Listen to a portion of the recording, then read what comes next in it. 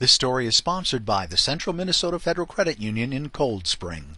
We've got some people out injury-wise.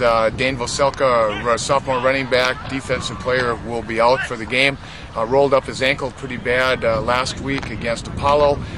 So we've got other guys that are going to step up and get the job done, and we're confident that those replacements are ready to go. John Lardy has ended up with a fractured collarbone, so John's season has come to an end probably as well. There again, we've got a core of receivers that's pretty deep.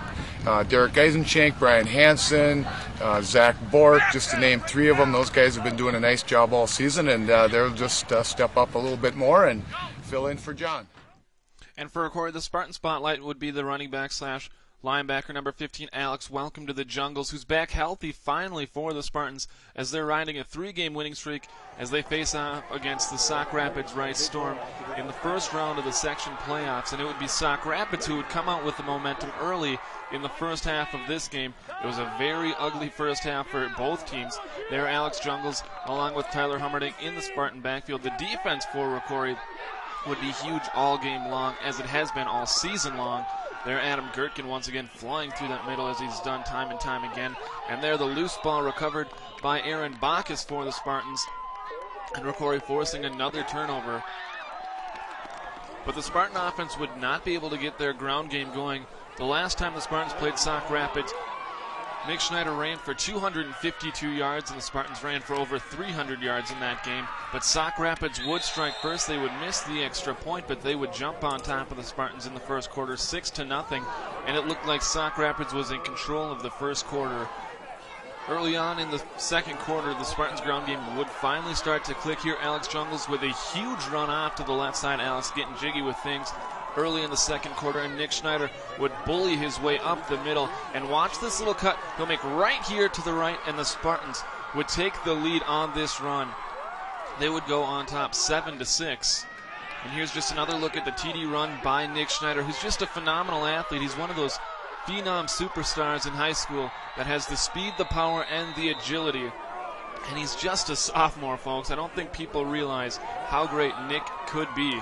As Felipe adds the extra point, the Spartans would go up 7-6, and it's time for the defense to pretty much put their foot down. Tyler Hummerding back after missing 3 or 4 weeks with that broken left fibula. He's playing with it wrapped up, but this is playoffs, folks.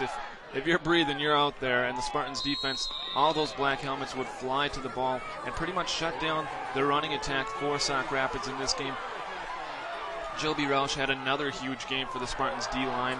That pass was dropped. That was a huge play. That was a 3rd and long. And Alex Jungles once again.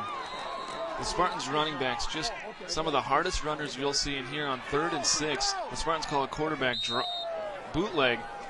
Olsen picks up the first down a couple plays later. They try and go up top, but a great defensive play by the Sauk Rapids Storm cornerback, and Brian Hansen wants that one back. Olsen would eventually throw an interception. That would be the only turnover the Spartans would have in the first half. Mike Trina, linebacker for the Spartans, is going to make a nice tackle right in the open field on number 17 for Sauk Rapids. And number 17 for Sauk Rapids was pretty much the focal point for Sauk Rapids in this game. Alex Jungles and Tureen once again just flying to the ball on that play, and Schneider going to bust off another huge run up the middle this time. He is just going to bruise people on his way to picking up the first down. But that's how the half would end, 7-6, a very ugly first half. Coach Tyson and the coaching staff not impressed by the Spartans, how they came out of the locker room, and things would change, believe me, as we go to the second half. This story is sponsored by the Central Minnesota Federal Credit Union in Cold Spring. The credit union is proud to support the rich tradition of ROCORI athletics and the contribution it makes to student development. At the Central Minnesota Federal Credit Union, all ROCORI athletes are champions in our community.